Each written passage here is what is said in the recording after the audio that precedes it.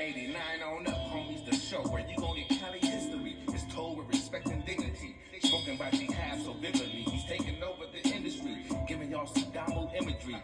Damn you, if you ain't hitting them likes, come on, subscribe. Check out the channel and I bet it will make you decide to tune in every chance you get. It's lit, and some of y'all can learn a bit from this gangster shit.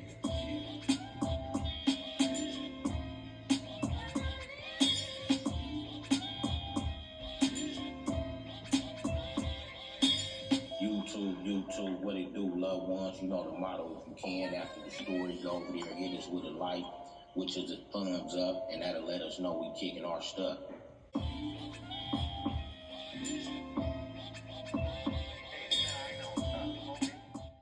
I want to thank the homeboy G. Lee Deuce for the intro from the legendary Mental historical hip-hop album, Banging on Wax. You can reach him on Instagram at Solid From Day One. YouTube, what it do, loved ones? Welcome to 89 on up with On the Edge with BJ APB. And we just been kind of like, sending content on different nationalities and cultures that we ran across banging. And I had kicked the story of an encounter with the Florencia 13s. So BJ gonna double back and hit us with another good classic of Black and Hispanics growing up in this cultural lifestyle that we once all loved. So BJ, go ahead, man. The floor is yours, loved one. All the time. Thank you, and I appreciate it. I would like to say everybody peace and blessings, and thank y'all for tuning in. And before I tell this story, I would like to go straight into, I would apologize now for anything that I say that anybody might take offense to. But always remember, this is the past, this is not the person who I am now. And I'm just telling the history for my younger generation and all the generation of our community so they would know the things we went through to get to where we are today. This first story I would like to tell about is my encounter with the Mexican gang called Compton Willow Street. This story took place back in, I believe, like 86. I had an encounter with these guys going through Compton. And at the time, a lot of things weren't really racial like they are now. Meaning that blacks could go in other Mexican hoods and get along and sit around or whatever. And some of us even stayed on the same block and kicked with each other. And at the time, in Compton, you had the CB7Os, which was allied to the blood community. And then you had the Willow Street, which was allied to the Compton Crip community. At that time, it wasn't called Compton Crip. It was called Compton Crip, but it wasn't called CC Roddy. It was just called Compton Crip. So they had ties with the Compton Crips, mainly the Santanas. And at this time, I was a little young boy, hard-headed, and I had a cousin from 9-0 that had taught me how to steal cars and tag them. So around this time, and El Caminos was like a big old thing. Everybody had El Caminos. So I had stolen an El Camino and ended up tagging it. I had it for about like 2 weeks before this incident happened. But anyway, the El Camino was rust brown. It was like a rust brown color, like a root beer color. It didn't have no rims or nothing on it, but it had beat in it. Even the music was stolen. So I used to go back and forth up and down Rosecrans from my neighborhood. I would come from Anthony's Park, drive down San Pedro, make a left on Rosecrans, and take Rosecrans all the way down to Whaley High School. And when I used to go down to Whaley High School, I used to go down there because I had family down there, so I used to go down there and hang out, ditch my school and go down there and hang out, or go up to Compton Park and hang out. sell some weed, and then when school is out, I go back home. On this particular day, I went down there, the car broke down on Alameda and Rosecrans. So when it broke down, I had to get some help to push the car into the gas station right there in the corner. It's on the left-hand side if you're coming from the west side going to the east side. So as I'm going to the gas station, adding some gas to the car, to Willow Street had hit around the corner. When they came around that corner, they asked me, did I need some help or whatnot?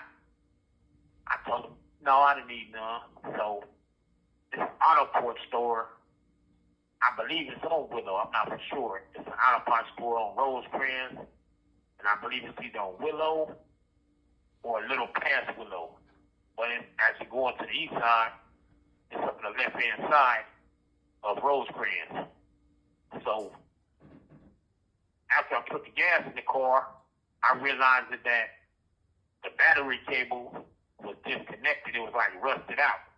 So I needed a new cable to put on the battery so I wouldn't have to need a jump. So I started the car. I pulled up into the auto parts store and parked.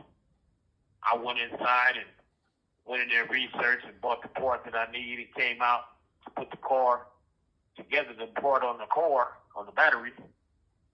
Once I started the car back up, I shot down to the east side, down Rosecrans, went down to Whaley, drove around, parked on the backside on Gibson Street, and walked back to Whaley and walked up in Whaley, went around and found my boy Garfield from Limewood and kicked it with him and the homie Inch from Westside Paru.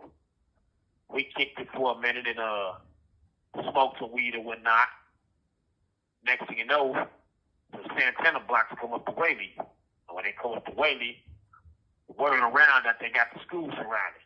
So everybody's scrambling, trying to get help. And there's a little gate in the back of Whaley. It's a hole in the gate where you can go down William Street, which is in the back of Whaley. So me and Garfield ran down William Street up to Compton Park to get help.